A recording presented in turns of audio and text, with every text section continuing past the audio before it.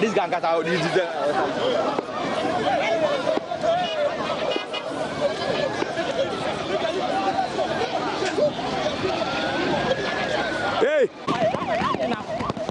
You see, this is a rubber bullet too. I have the bullet. I have the pictures. I didn't know. Like.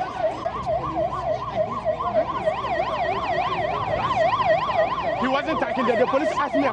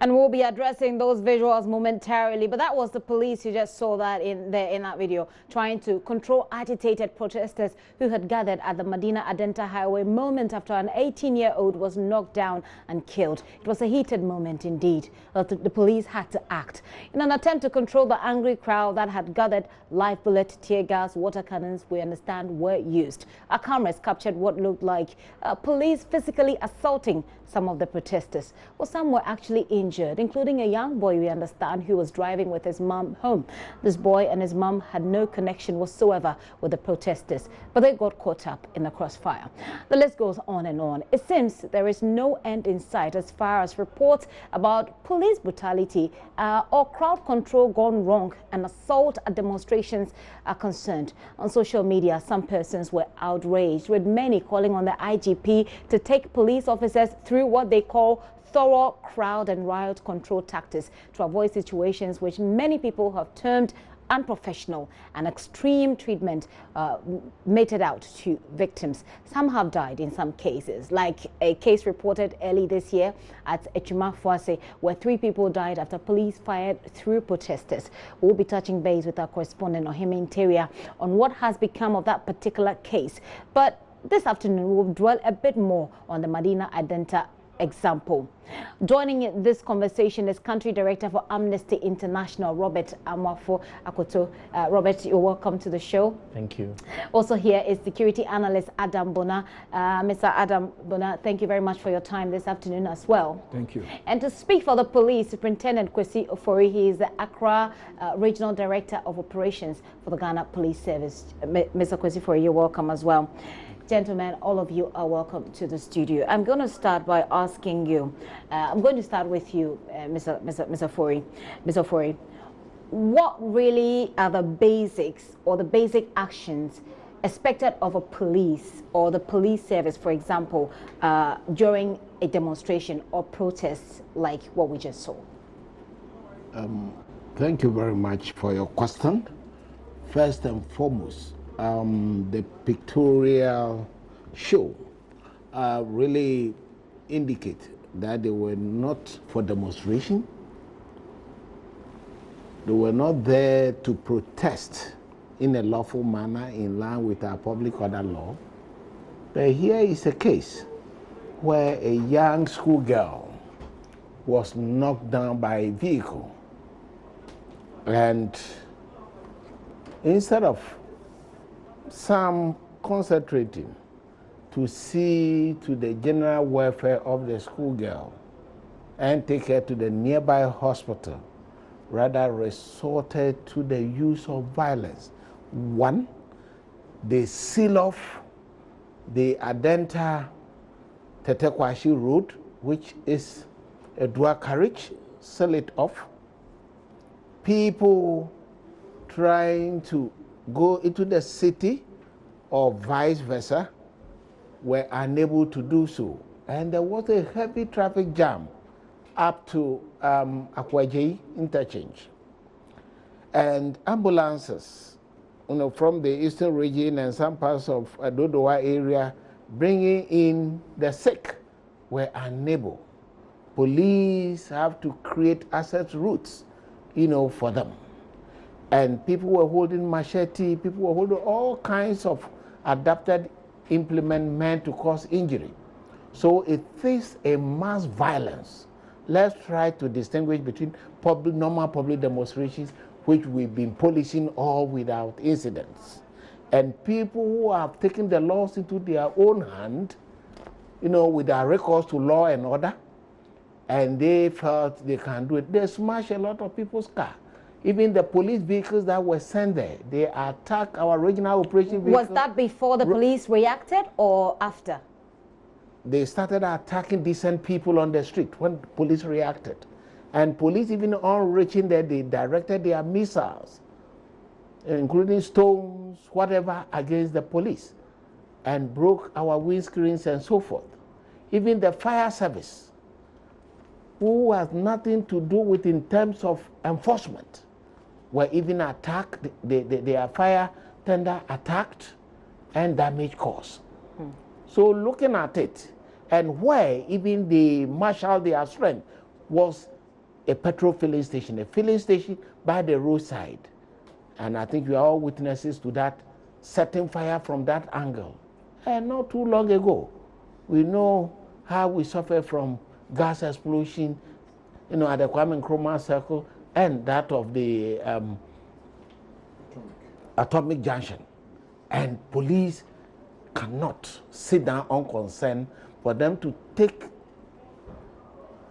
our laws into their own hands and treat decent people that way. So one thing was, operationally, we want to get them off the road, secure the petrol filling station, and those in traffic, make sure that we protect them also, because we were smashing cars. And these are mass violence. You're talking about mass violence where you have about 350 people involved. So what you're saying is that what happened at Medina on the Adenta or Medina Adenta Road was not a demonstration on Thursday. What happened on Thursday? It was not a mass demonstration. Violence. It was not a demonstration. We have security aspect, human rights aspect. That is not a public demonstration. Okay. Is the police, in your opinion, well equipped to deal with such instances? That's very different from the usual demonstrations that we know. How do you think your men are well equipped to deal with such incidents? Couldn't you have used, for example, tear gas? Could tear gas alone not have done the job? Did you need to fire live ammunition? Immediately police go there. They engage some of the leaders, trying to engage them to desist from blocking the road or sealing off the road. That failed. Then we use the water cannon, and looking at the geography and the terrain, it was difficult for that to have effect, on those engaged in the violence. And at a point, police have to use, other means like the tear gas. So the police ran out of options, you say? No, not run out of options, but we have things in which is in a chronological form. Okay. Methods that we use. Okay. And most of them too were using offensive weapons like machete, sharp stones, and everything that they lay hand on. And displaying it in how with impunity. But police will have to be very mindful that we are a public service institution. We need to take actions that are universally accepted in public order practice. Okay. Like the water hosing equipment, the water cannon, like using of the tear gas, using of the rubber bullet. Okay. We use all these things in that sort of chronological order. So you use all of these things, and it had to be, or you had to come to the use of live ammunition? We did not use live ammunition. Some of the residents said you did. No, I mean, you might have noticed that it's rubber, and the public cannot differentiate between rubber and proper ammunition. The proper ammunition have a devastating consequences, and we are very mindful of that. All that you're seeing with the smoke are anti-riot equipment. Okay. They are rubber bullets. And I believe that it is time sometime that the media need to understand, combating such riotous events, the kind of equipment that we use to make sure that people don't see us as devilish or evil-minded people. But let me state again that the Adenta issue was a mass violence. It had nothing to do with public demonstration. When we talk of public demonstration, that means you might have notified the police according to the Public Order Act of your intention, the rules that you want to use, and the estimated number of people, and then the personalities involved. Okay. And that you have to sit with the local police commander to look at it and weigh it, before the police, support you. And by so doing, even we protect the public, we protect pedestrians, everybody, and not this kind of mass violence aimed at, trying to dehumanize people on the street, trying to abuse the right of others, road users, and so forth. Okay, let me bring you in this, Mr. Bona. What do you see from where you sit, and through your lenses? Would you say the police are justified in this particular case? Thank you very much, and good afternoon to your cherished viewers. And good afternoon to my colleague panelists. Well, I would not want to answer straight to that, but let me begin by saying what we saw on, I think last week. Thursday. Yeah, Thursday, was a mini uprising. Just like we saw in the Arab Spring, this was a spontaneous, action where it didn't have any defined leader. And therefore, in a situation like that, we need to be mindful of the way we describe it. Because if you describe that to be, a protestation or, a demonstration, then it needs to be captured by law. But an uprising could be, a group of people who probably feel offended by the way probably things are done, and they could rise up against a chief or the police or, anybody. And so for me, I would say that you did answer my good friend, Mr. Kwesi Fori, with regards to whether the police were prepared. I want to say probably no, the police weren't that prepared. And that is something we all know, but the police would not be able to say they are not prepared. Because you are aware. Well, if they're not prepared and they're ill-equipped, they should make that clear. I mean, the point is that some of us can say it. If you look at even the police numbers, we have a country with about 30 million with about how many, police officers? 37,000 police officers.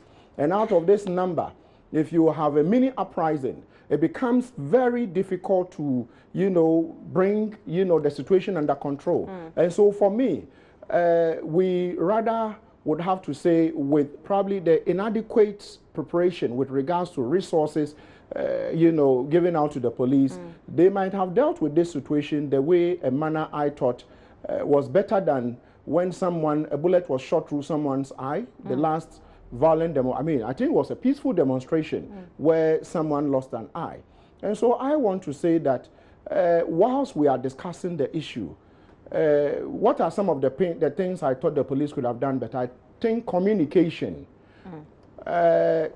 Usually in a situation like that, you know, that notwithstanding the fact that this looked more like, you know, an uprising, a mini uprising, they could have gone there with megaphones. I don't know whether there were megaphones deployed to be able to calm down tension. But I'm also mindful of the fact that... Mr. Bona, let me just interrupt you briefly and find out from Mr. Ofori whether that was used. Did you try to use communication? And do you even think that a megaphone that, for example, that he's saying would have worked in this case?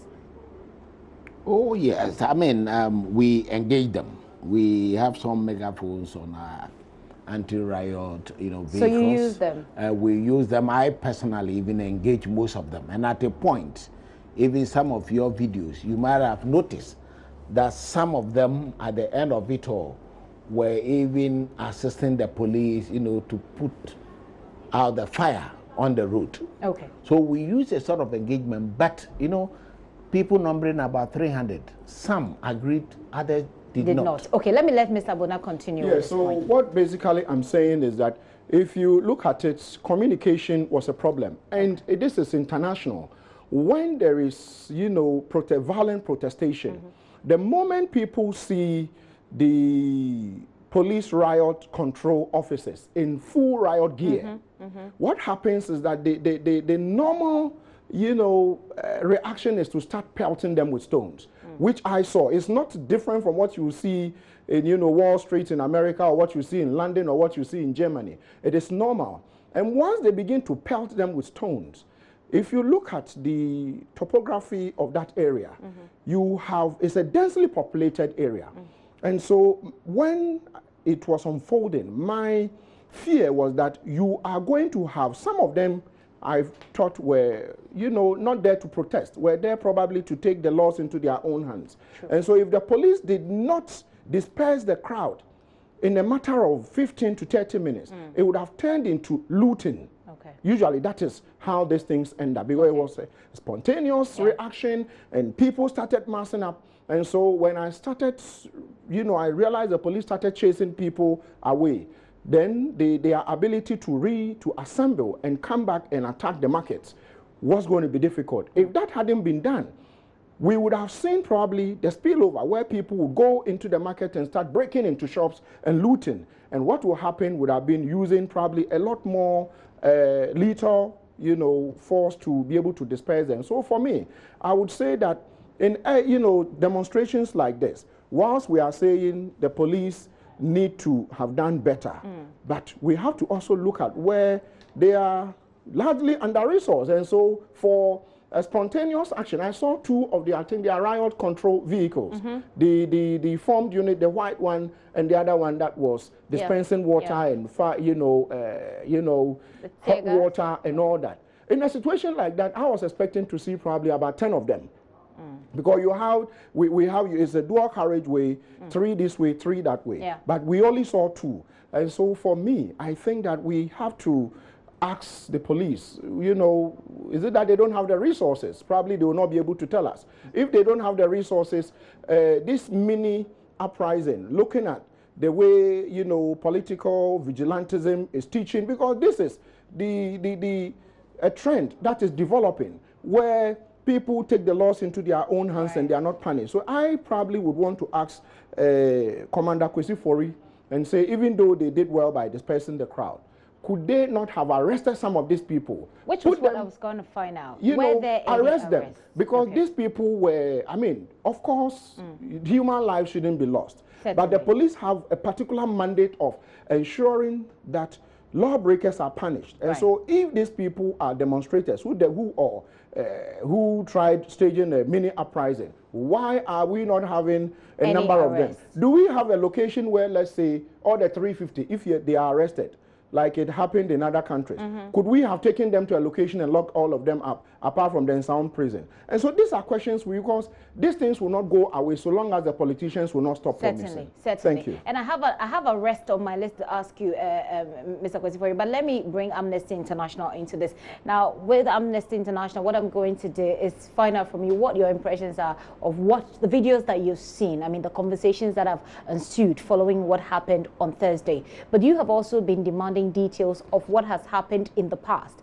Police brutality reports. You have some concerns about that. Let's deal with your impression of what happened on Thursday, and then we can go into your demands for details. Thank you very much, and I'm so grateful for the opportunity. Keyly for us, we are looking at the human rights centeredness of this issue, and we continually ask for the report because we want to make sure that the statements and the decisions we make or the next steps we recommend to be taking are human rights centered. Okay. Now, my impression about the videos I've seen, clearly abuse of human rights of individuals. On the part of the police? On the part of the police. I mean, clearly the people we saw, what is the purpose of the police going there? The purpose is to, one of the key purposes is to cause arrest of people who are doing the wrong thing. Now, okay, if we bear in mind the explanation that has just been given, he says that this was a mass violence. What was happening was not a demonstration, was a spontaneous thing that happened. When they got there, they're dealing with about 300 people. And if you balance that with the number of police officers there, do you think an arrest really was possible? Clearly, I mean, from the videos we've seen, clearly people being slapped and beaten and hit with sticks. I mean, you do not tell me that that was a situation where it was one police to 50 people. Okay. It was 3 police with 1 person, and the person was armless. The person was not holding any ammunition or nothing. If the purpose was to arrest the person, why didn't we have the person being handcuffed or something? Okay. If the person was being brutal. So I think that, of course, we agree. These things, we do not want them to happen where there's an uprising. And I even question the intelligence system. I mean, as my colleague said, the intelligence system, because in certain countries where we've seen uprising, Amnesty, we all, even amongst us, we take action also. And we know that when there's an uprising, police, even if they are not aware, have intelligence. And therefore, they prepare ahead and go ahead and do certain things that will help us control better, so that people's lives will not be lost, people will not be beaten, and we don't do this in anger. All that we've seen happening most of the times is that some people are angry at what they are doing. Look at the way one person was treated with being slapped and being hit, being pushed off the street. Right. If the person really did the wrong thing, why are you pushing off the person and not arresting the person? Let me put that question to Mr. Ofori and find out from him. We've seen those videos actually, and your explanation, like Mr. Bona has said, actually makes a lot of sense. An ill-resourced police service dealing with a spontaneous situation, which you're calling the mass violence. But we saw some people who were just being pushed around, being slapped here and there. It was very casual for some of the, I mean, you see them casually just hit them. That is certainly not professional policing, is it? Let me use this opportunity to say that, one, regard to the human rights director, there is nothing like intelligence. This was a car that okay. I'll let you speak. I'll let you speak about his. Let me build my point. Oh, okay, the point of what I'm trying to get from you, because he needs to finish his point. What I want to get from you is the point he made about the police officers, those that we saw in the videos, just randomly slapping people and pushing people around. I mean, that is certainly, and like he's saying, it was one to one, sometimes more of police officers to one person. Look, let me say, the police met people, with all respect. The police met people, setting fire on the road, throwing stones, using machetes, smashing people's cars, and so forth. And some of them, the citizens also equally have to respect their police. Immediately say, stop it. We need to stop it and surrender. But here we are. Perhaps the video did not capture some of these things. They were throwing stones, even some of our police personnel got injured.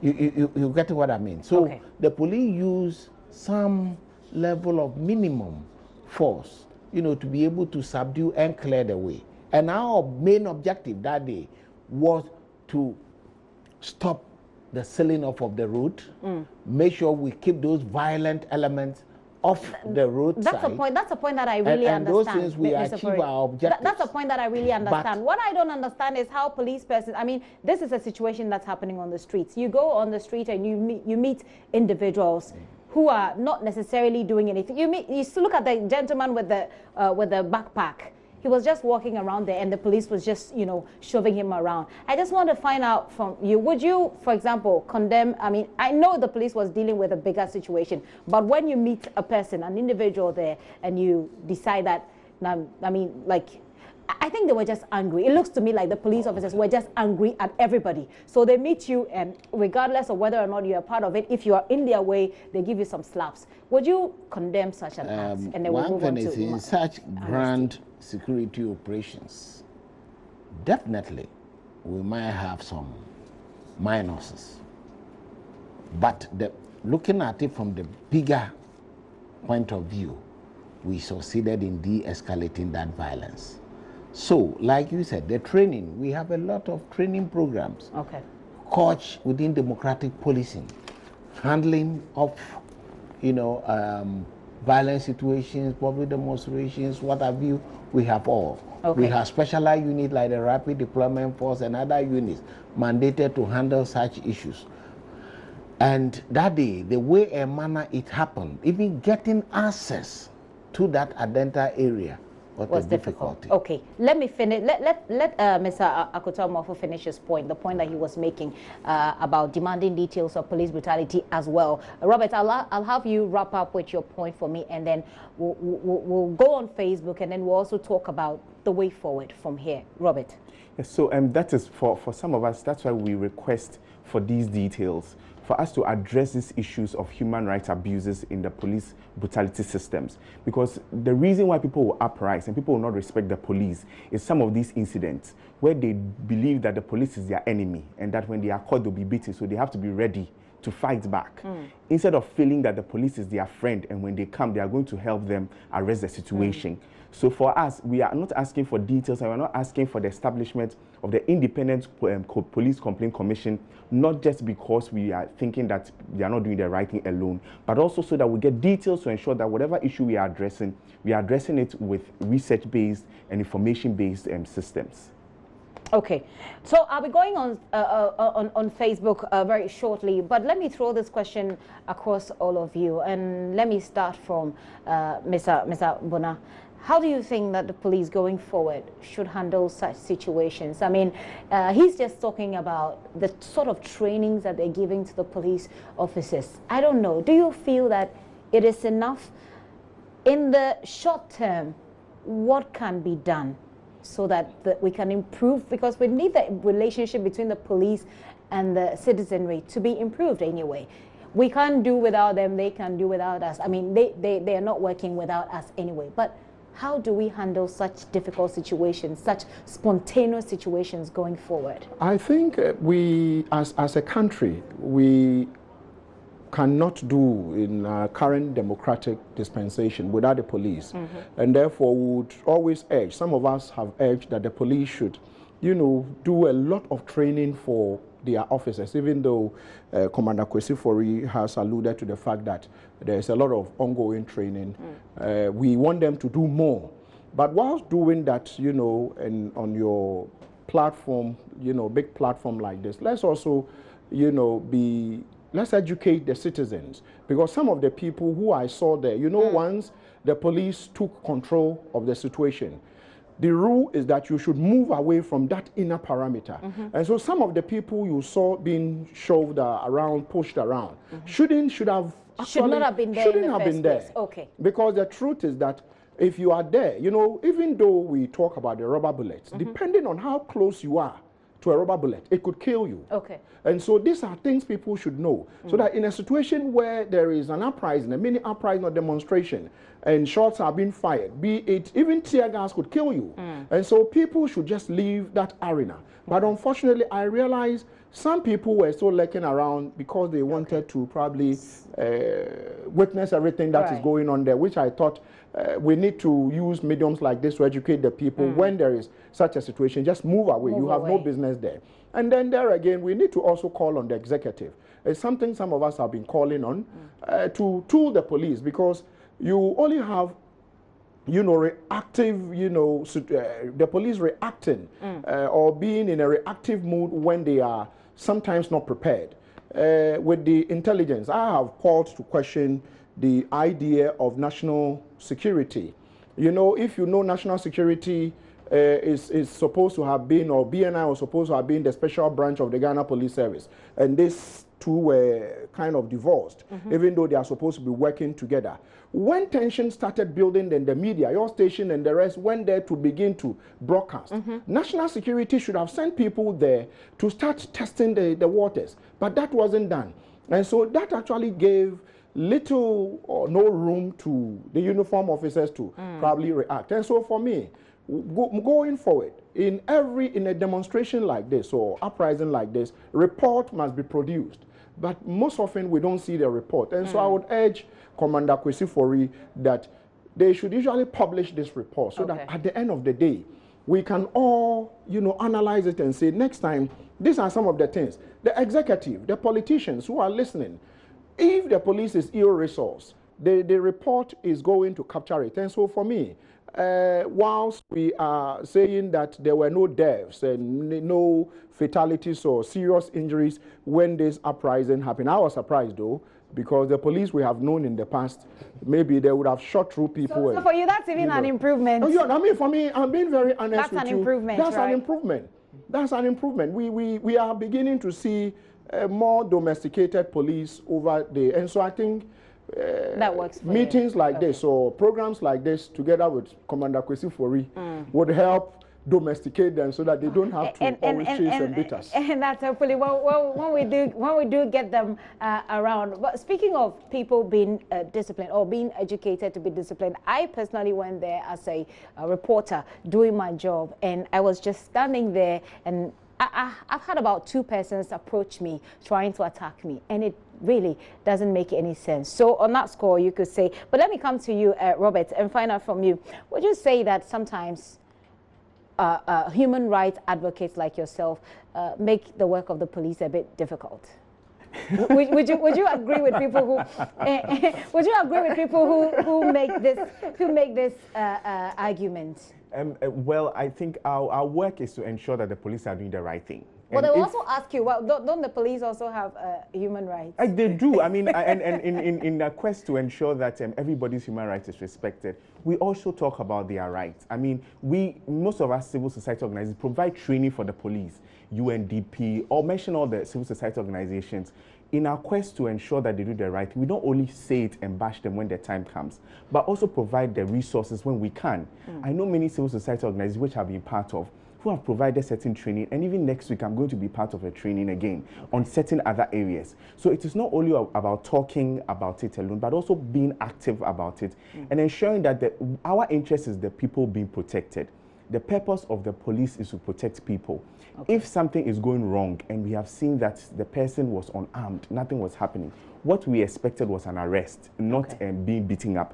And let me also quickly say that we continue to support the police the best way we can. With those training programs? With those training programs. And then educating the people to understand their limits. Sometimes. Exactly. Educating the public to move, to educating the people. And then also not to also be violent to the police, because of course, like it said, that once you meet them with force, they have to come with force. And at that instance, there's nothing that we can do. But the best thing we are saying is that the police needs support also. We are really advocating that the police need support. We need to give them the things. Some of the other routes that we have seen in other countries, the police had more gadgets to guide themselves from being beaten or being hit with a stone. But they don't have these things here. So apart from the fact that saying that they could have done better, we think that they also need to be resourced and also be protected from such harm. Okay. Yes. Mr. Ofori, I'm coming to you now.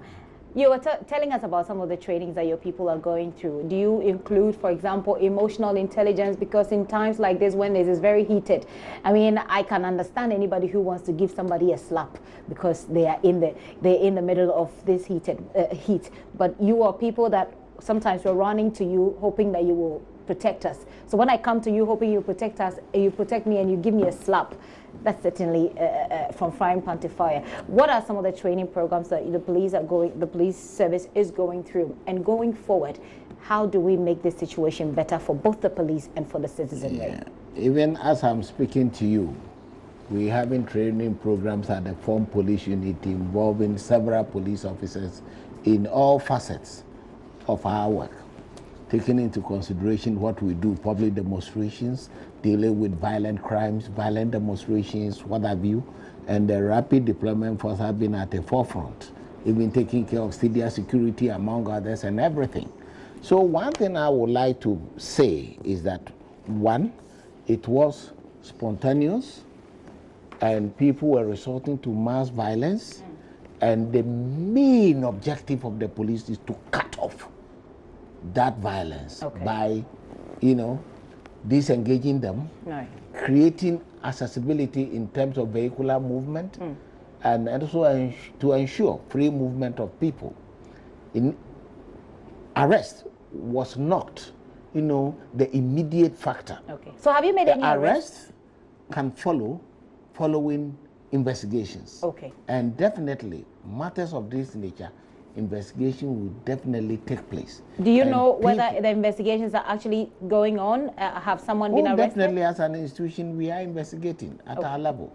And also, incidents of this nature, we definitely put up reports. We assess the operations, look at our capability, look at the minuses and the positives. We do all these things, and I'm very glad that Mr. Bona, who has been a security expert, made a comment that looking at the nature of that mass violence, there was no death, no major injury, and we're able, to protect that route and allow people to go to their homes without let or hindrance. And I believe that the police need to be commended. But one thing is, when the public resort to hard palm approach, we have soft palm, hard palm approaches. When you resort to hard palm approach, using mass violence with implement meant to cause death or injury, and you are using it, don't expect the policeman to come with a bare hand. The police or you are involved in robbery, like the royal robbery, motor robbery, and so forth, and you expect the police to come. One thing is, officer safety is very paramount and dear to us. The state spend a lot in training one police officer. And let me come back to resources. I'll give you the final comment, so you use that to talk about resources. But we need to go to the Ashanti region, because we need to wrap up this conversation. We need to go to Ashanti region. Speaking in line with the request for details of police brutality, let's find out quickly about this particular case that happened there. Ohime Interior has been bringing, has a security report from the area. Ohime, Fuase shooting. 3 people were caught in that crossfire. It happened earlier this year. Where those 3 people died. How far are we with that particular case? Thank you, Gifty. On February 7, 2018, residents of Fuase were angry and demonstrating against the fact that the district capital, which hitherto was sited in the community, was being taken to nearby Chedie. So in the protest, police personnel were called in to bring order to the community, and they were later joined by military and other security personnel. But residents pointed accused fingers at police personnel because they believe that police on that day shot at residents, and every shot, according to them, targeted at residents. 1 person died on the fateful day, and 2 others died a day later. But 3 months down the lane, 1 person also died, bringing the number of people who died in the shooting incident to 4. Some were also left incapacitated. I must say some of them have permanent disabilities.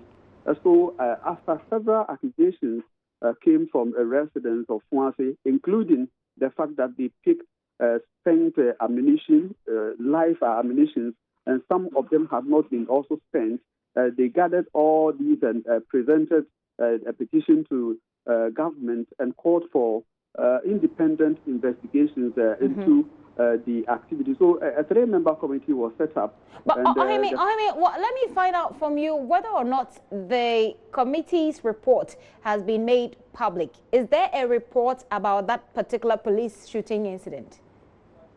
not until now. What we do know is that after the three-man committee submitted its report to the National Security and the Attorney General's Department, the Regional Coordinating Council set up a 7-member implementation committee to implement recommendations of the committee.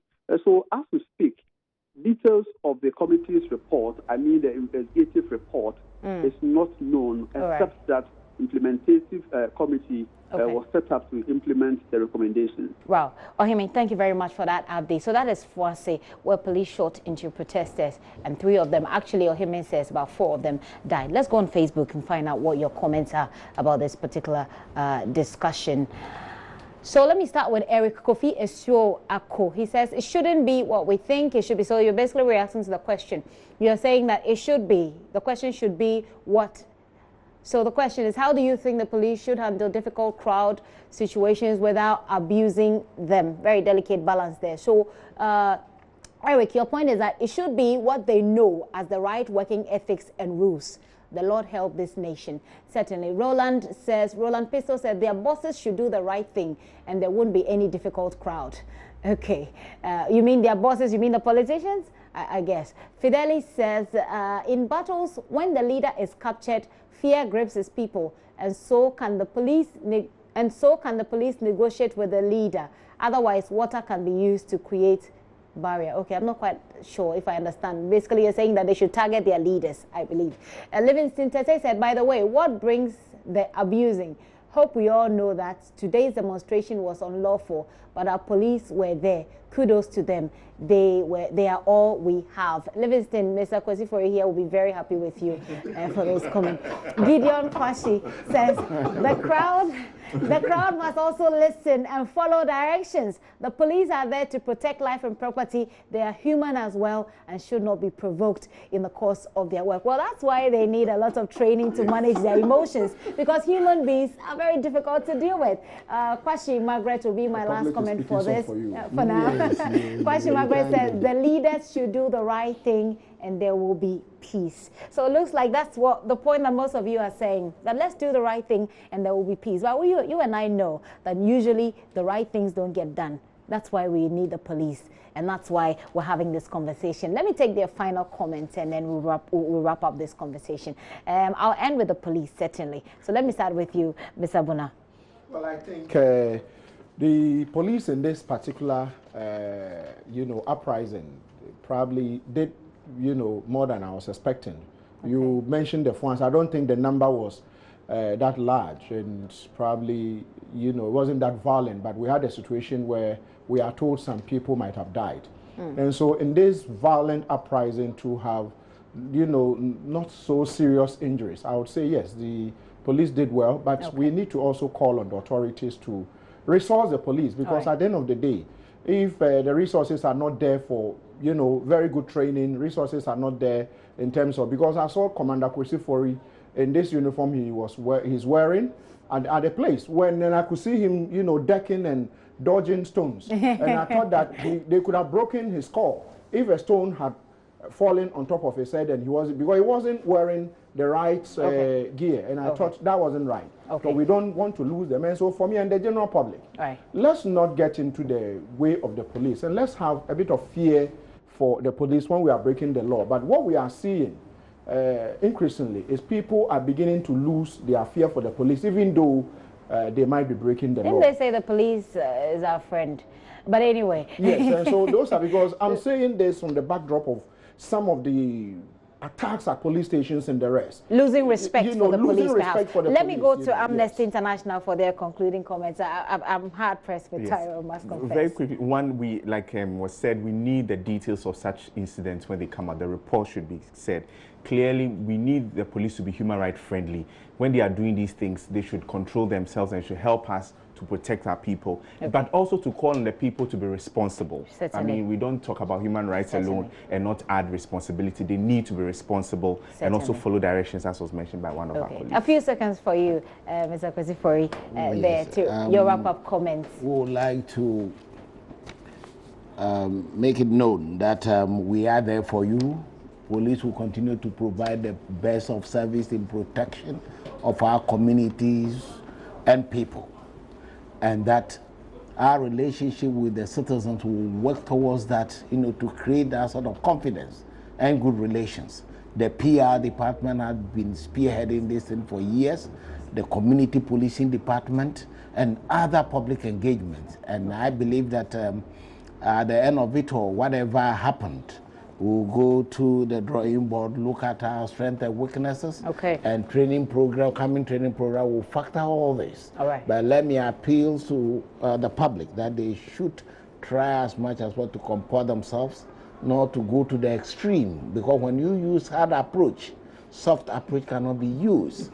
And we will encourage that sort of partnership. And let me also salute the leaders over there who also helped the police to calm down nerves that day. A lot of members of the civil population supported the police. Some even took part in putting off the fire, which we salute them, and we always cooperate, with everybody. All right. Thank you so much. This has been a very interesting conversation. I've personally enjoyed it a lot, and I'll say a very big thanks to you for coming. Adam Bona is a security expert. Robert Amoafo is country director for Amnesty International, and of course, a police officer here who is in charge of the Greater Accra Region, Director of Operations, Ofori there. Thank you so much, gentlemen, for coming. You're still watching The Pulse with me, Gifty, and Dopia. Next time you see the police, please, they're your friends. Do show them some respect. But the police, you're here for us. Protect us. Don't slap us.